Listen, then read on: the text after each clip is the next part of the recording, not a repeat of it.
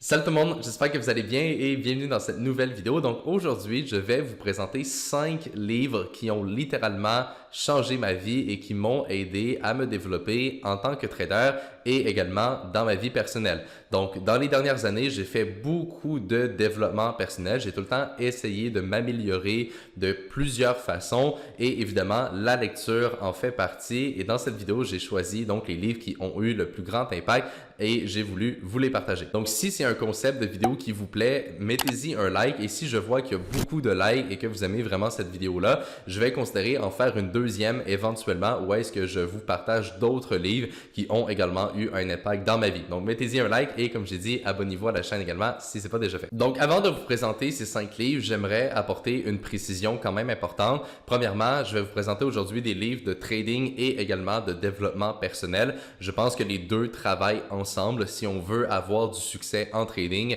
il faut être une personne donc qui est calme, qui est rationnelle, qui sait gérer ses émotions, qui est productive, etc.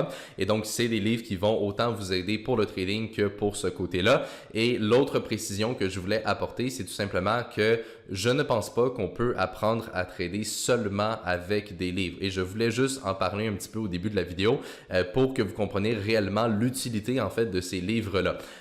Pour apprendre à trader, selon moi, la meilleure façon de le faire, c'est de voir quelqu'un trader. Donc, de voir quelqu'un faire des analyses, de voir quelqu'un prendre des trades, etc. Et donc, si on répète ce processus-là pendant très longtemps, c'est de cette façon-là que ça devient beaucoup plus concret et que la personne sait réellement comment appliquer les informations dans son trading. Et c'est pour ça qu'au sein de mon programme de coaching, à toutes les semaines, j'enregistre une vidéo où je montre toutes mes analyses, tous mes trades, j'explique tous mes raisonnements, etc. Donc, on parle vraiment des marchés live et c'est réellement ça, à mon avis, qui va faire une différence. Donc, pourquoi quand même parler de livres? Ben, tout simplement parce que les livres sont excellents pour développer le côté psychologique du trading. On le sait, le trading, ça demande une très bonne gestion des émotions et de compréhension de soi-même et c'est pour ça que j'en parle et les livres sont un excellent outil pour ça. Mais voilà, je voulais quand même préciser, donc à mon avis, ce n'est pas suffisant pour apprendre à trader, mais c'est définitivement un bon complément et quelque chose qui va quand même vous aider. Donc voilà, maintenant que ça c'est dit, on y va directement avec les 5 livres. Donc, premier livre, juste ici, on a Market Wizards de Jack Schwager. Avant de faire la vidéo, j'ai pris le temps de rechercher les 5 livres que je vais vous montrer aujourd'hui en français. Donc, je vais aussi vous donner le titre en français pour que vous puissiez les retrouver. Personnellement, je suis plus habitué en anglais, mais bref, peu importe, ça change rien. Donc, pour celui-là, Market Wizards, en français, c'est Les magiciens du marché. Essentiellement, qu'est-ce que c'est? C'est un livre, en fait, où est-ce qu'il y a plusieurs interviews de traders dans les années 70 et 80 et c'est vraiment des traders donc qui à l'époque avaient fait énormément d'argent. On parle de dizaines de millions, voire des centaines de millions et dans ce livre-là, il y a même des traders qui encore aujourd'hui opèrent des fonds d'investissement qui valent des milliards. Ok, il y a eu plusieurs éditions de ce type de livre-là, donc des magiciens du marché comme j'ai dit et moi ici c'est vraiment la première édition que j'ai, donc le premier livre qui a été fait dans les années 70-80. J'ai pas lu les autres éditions, sauf la plus récente également qui a sorti à peu près il y a 1 an, 2 ans. J'avais trouvé peut-être un peu moins intéressante cette dernière version-là. Personnellement, c'est vraiment la première édition que j'ai le plus aimé. Et comme j'ai dit, c'est vraiment une interview en fait avec des traders qui ont très bien réussi. Vu que c'est un livre qui date quand même de 40-50 ans, on s'entend, ça fait assez longtemps, je pense qu'il y a quand même beaucoup de choses qui sont peut-être un peu vieillots et qui ne vont pas réellement s'appliquer au marché d'aujourd'hui. Les choses évoluent et c'est normal. Par contre, il y a quand même des principes de base, des idées fondamentales et surtout, comme j'ai dit, au niveau de la psychologie, énormément de points super intéressants. Et ça va aussi vous montrer donc une perspective de comment ces traders-là travaillaient dans le temps. Et je pense que d'un point de vue connaissance générale, c'est super intéressant. Donc, c'est réellement un livre que j'ai beaucoup aimé. Je l'ai lu plusieurs fois et je vous le recommande fortement. Donc, deuxième livre, juste ici, The 7 Habits of Highly Effective People. Donc, les 7 habitudes de gens productifs, quelque chose comme ça, par Stephen Covey. OK? Donc, si vous écrivez ça, vous allez le trouver sans problème. Ça, c'est pas un livre de trading directement, mais comme j'ai dit, il y a des livres aussi là-dedans de développement personnel qui ont eu tout autant un grand impact sur ma vie. Ce livre-là, c'est plein de trucs, plein d'astuces et d'idéologies sur comment être productif et atteindre plus avec le temps qu'on a. Et ça, pour moi, c'est quelque chose qui est super important. C'est tout le temps l'une de mes priorités dans ma vie à tous les jours. Comment je peux atteindre plus de résultats en travaillant moins, ok? L'idée dans la vie, c'est pas de tout le temps travailler plus et de se brûler en faisant ça. Le but, c'est d'être le plus productif avec son temps et je connais du monde, par exemple, qui vont travailler 8 heures, 10 heures par jour, mais qui sont moins productifs que quelqu'un qui va seulement travailler 4 heures par jour parce que le nombre d'heures qu'on met dans son travail, au final, n'a pas réellement d'importance. C'est beaucoup plus qu'est-ce qu'on accomplit avec ce temps. Et donc, ce livre vous enseigne à comment être productif, comment savoir réellement ce que vous voulez, foncer à 100%. Et c'est vraiment, je dirais, la fondation de toute mon idéologie, de la façon que je travaille et que je réfléchis à tous les jours. Et donc, ça a eu un énorme impact également dans ma vie. Troisième livre, donc Trading in the Zone par Mark Douglas. Très connu celui-ci. En français, c'est Trader dans la zone. Essentiellement, c'est un livre de psychologie, ok?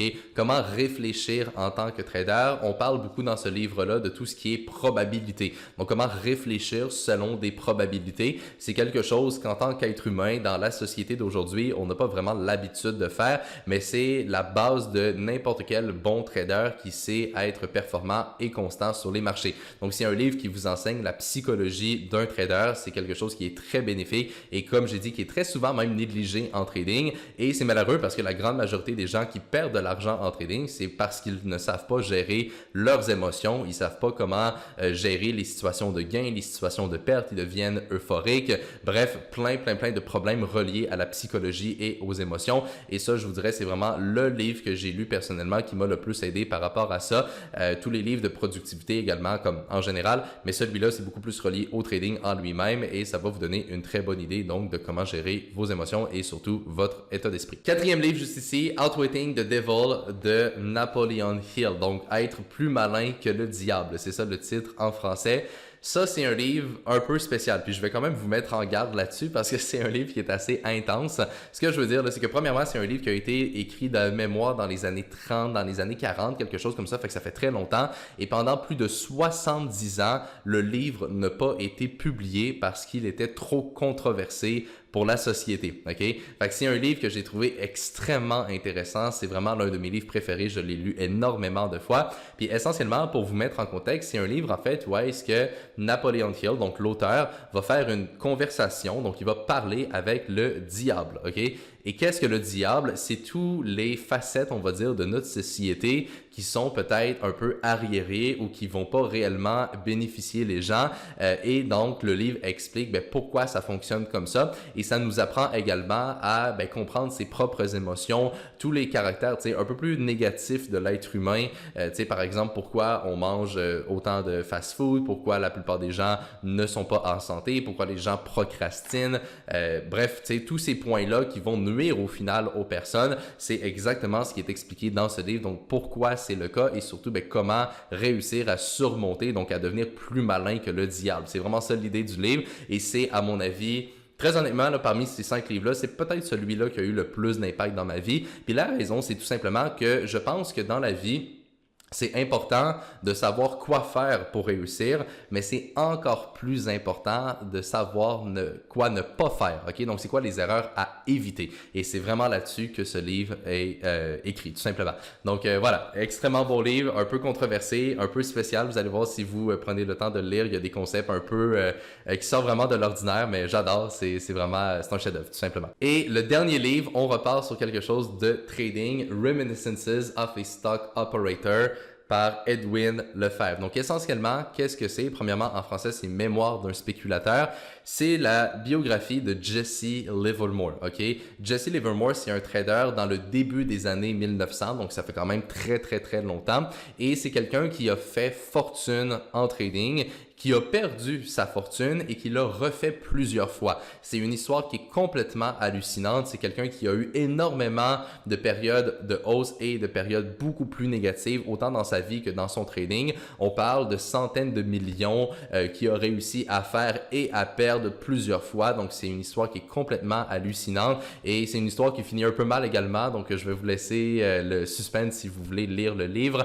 Mais c'est vraiment un livre qui est super intéressant parce que premièrement, c'est une biographie sur l'un des plus grands traders de tous les temps au final, qui est quand même donc quelque chose de pertinent. Mais surtout, ça va vous montrer toutes les erreurs que Jesse Livermore a fait durant sa vie. C'est quoi qui l'a mené justement à une fin un peu tragique et comment il a perdu plusieurs fois son argent. Et ça revient un peu à la même idée que Outwitting the Devil. Ça va surtout vous montrer quoi ne pas faire et comment mieux gérer ses émotions en trading, qui est encore une fois quelque chose de très négligé, mais tout autant important. Donc ça, c'est les 5 livres qui ont eu le plus grand impact dans ma vie. J'ai lu ces livres énormément de fois. Je suis pas quelqu'un qui lit non plus énormément de livres tout le temps, mais quand je trouve un livre que j'aime beaucoup et que je sens qu'il m'apporte réellement quelque chose, je vais avoir tendance à le relire souvent pour que réellement ça rentre dans ma tête et que je regarde l'information. Gardez en tête également que lire des livres sans prendre action, c'est complètement inutile. Il y a beaucoup de personnes aujourd'hui qui sont fans de développement personnel, qui vont lire des livres, écouter des vidéos, etc., mais au final qui ne vont pas prendre action. Et ça sert absolument à rien. Donc lisez quelques livres, développez-vous, puis ensuite on fonce, on y va à 100%, on prend action et c'est comme ça qu'on peut atteindre des résultats. J'espère vraiment que vous avez apprécié ces vidéos-là. Si c'est le cas, mettez-y un like, partagez-la également avec d'autres personnes, surtout évidemment dans le monde du trading. Et là-dessus, je vais tout simplement vous retrouver dans la prochaine vidéo.